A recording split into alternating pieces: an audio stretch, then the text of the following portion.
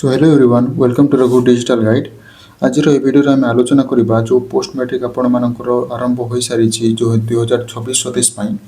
ତ ଆଜିର ଭିଡ଼ିଓରେ ଆମେ ଜାଣିବା ଯେ ଆପ୍ଲିକେସନ୍ ଡେଟ୍ଟି କେଉଁ ତାରିଖରୁ ଷ୍ଟାର୍ଟ ହେଇଛି ଏବଂ ଆପ୍ଲିକେସନ୍ ତାମାନେ କ୍ଲୋଜିଂ ଡେଟ୍ କେବେ ଅଛି।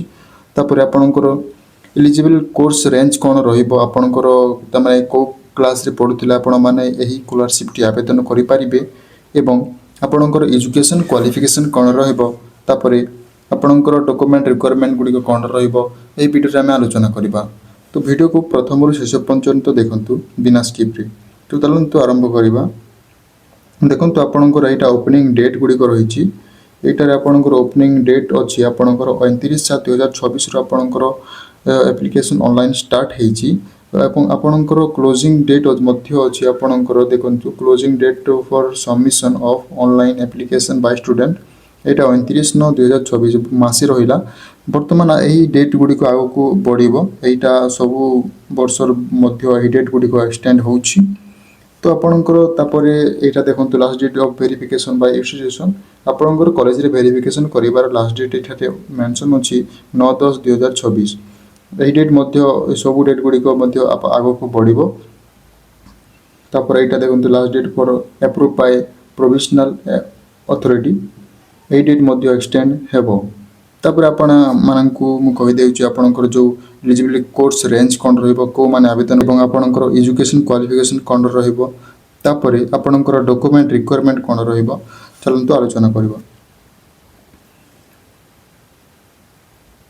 ଦେଖନ୍ତୁ ଏଇଟା ରହିଲା ଆପଣଙ୍କର ଆପ୍ଲିକେସନ୍ ଷ୍ଟାର୍ଟ ଡେଟ୍ ଏବଂ ଏଇଟା ଆପଣଙ୍କର ତଳେ ରହିଲା ଆପଣଙ୍କର ଆପ୍ଲିକେସନ୍ ଏଣ୍ଡ ଡେଟ୍ ହେଲା। ତ ଏଇଟାକୁ ଛାଣିଦେବା ଆମେ। ଏଇଟା ବର୍ତ୍ତମାନ ଆମେ ଜାଣିଛୁ ଯେ ଆଗକୁ ଡେଟ୍ ମଧ୍ୟ ବଢ଼ିବ। ତାପରେ ଆମେ ଏବେ ଜାଣିବା ଯେଉଁ ଆପଣଙ୍କର ଏଲିଜିବିଲିଟି କୋର୍ସ ରେଞ୍ଜ କ'ଣ ରହିବ ଆପଣଙ୍କର। ଏଇଟା ଦେଖନ୍ତୁ ଆପଣମାନେ 10th ପାସ୍ କରି ଆପଣମାନେ +2 +3 post graduation diploma ITI technical ଇତ୍ୟାଦି ଯାହା ବି ଆଉ କୋର୍ସ ରହିଛି 10th ପରେ ସେହି ଛାତ୍ରଛାତ୍ରୀମାନେ ଏହି ଯାହାକି ଗଭର୍ଣ୍ଣମେଣ୍ଟ ଅଣ୍ଡରରେ ପଢ଼ୁଛନ୍ତି ତାହେଲେ ସେମାନଙ୍କୁ ଏହି ସ୍କଲାରସିପ୍ ମିଳିବ। ଏବଂ ଦେଖନ୍ତୁ ଆମେ କହିବାକୁ ଗଲେ ଏଜୁକେସନ୍ କ୍ୱାଲିଫିକେସନ୍ ଏଠାରେ କ'ଣ ରହିଥାଏ। ଦେଖନ୍ତୁ ଏଜୁକେସନ୍ କ୍ୱାଲିଫିକେସନ୍ ତ ଆପଣମାନଙ୍କୁ 10th ପରେ ଆପଣ ଯେଉଁ କୋର୍ସ କରିବେ ସେଇଟା ମିଳିବ, କିନ୍ତୁ ଆପଣମାନଙ୍କୁ ଯେଉଁ 10thରେ ଯଦି ଆପଣଙ୍କର 50% ମାର୍କ କୋର୍ସ କରିଛନ୍ତି ତାହେଲେ ଆପଣମାନେ ଏହି ସ୍କଲାରସିପ୍ ପାଇଁ ଏଲିଜିବିଲିଟି ରହିପାରିବେ। ଦେଖନ୍ତୁ ଯଦି ଆପଣମାନେ +3 କରୁଛନ୍ତି ତାହେଲେ +3 ଆପଣଙ୍କୁ +2 ଲାଷ୍ଟ ଏକ୍ଜାମ୍ର ମାର୍କସିଟ୍ ଆପଣଙ୍କୁ ଦେବାକୁ ପଡ଼ିଥାଏ। ତ ଲାଷ୍ଟ ଏକ୍ଜାମ୍ରେ ଆପଣମାନେ 50% ମାର୍କ କୋର୍ସ କରିଥିବା ଆବଶ୍ୟକ।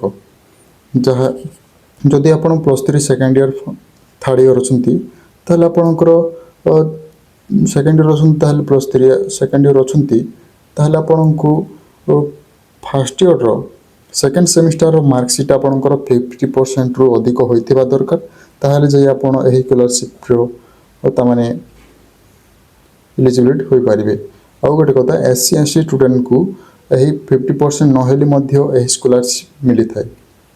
ତାପରେ ଆପଣଙ୍କର ଏଜୁକେସନ୍ କ୍ୱାଲିଫିକେସନ୍ ତ ଗଲା। ଏବେ ଆମେ ଜାଣିବା ଆପଣଙ୍କର ଡକୁମେଣ୍ଟ କ'ଣ ଗୁଡ଼ିକ ଲାଗିଥାଏ।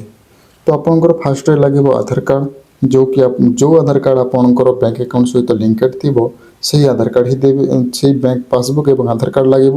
ତାପରେ ଆପଣଙ୍କର ଭ୍ୟାଲିଡ୍ ଇନକମ୍ ସାର୍ଟିଫିକେଟ୍, ଆପଣଙ୍କର ଯେଉଁକି ଆପଣଙ୍କର କାଷ୍ଟ ସାର୍ଟିଫିକେଟ୍ ଲାଗିବ ଏବଂ ଆପଣଙ୍କର ବାପାଙ୍କ କି ମାଆଙ୍କର ଭ୍ୟାଲିଡ୍ ଇନକମ୍ ସାର୍ଟିଫିକେଟ୍ ଲାଗିବ। ତାପରେ ଆପଣଙ୍କର ପ୍ରିଭିୟସ୍ ଆଉ ଏଇଟା ତ ମୁଁ କହିଲି previous qualifying marksheet and certificate ଏଇଟା। ତାପରେ କରେଣ୍ଟ ଏକାଡେମୀ ଇୟର୍ ଫିଜ୍ ଆପଣଙ୍କର କରେଣ୍ଟ ଏକାଡେମୀ ଆପଣ ଯେଉଁଠୁ ପଢ଼ୁଛନ୍ତି ସେହି କଲେଜର ମାନେ ଆପଣଙ୍କର ID କାର୍ଡ଼ ଏବଂ ଆଡ଼ମିସନ୍ ଡେଟ୍ ଗୁଡ଼ିକ ଲାଗିଥାଏ। ତାପରେ ଆପଣଙ୍କର ଆକ୍ଟିଭ୍ ବ୍ୟାଙ୍କ ପାସବୁକ୍, ଯେଉଁ ପାସବୁକ୍ ଆପଣଙ୍କର ଆକ୍ଟିଭ୍ ଅଛି ଏବଂ ଆଧାର ସହିତ ଲିଙ୍କ ଅଛି ସେହି ପାସବୁକ୍ ହିଁ ଦେବେ, ନହେଲେ ଆପଣମାନେ ଆଗକୁ ପଇସା ପାଇବାରୁ ବଞ୍ଚିତ ରହିଯିବେ। ସୋ ଏହି ଥିଲା ଆଜିର ଭିଡ଼ିଓ।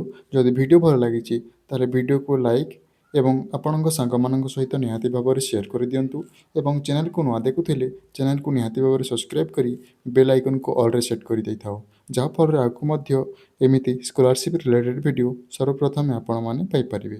ସୋ ଧନ୍ୟବାଦ।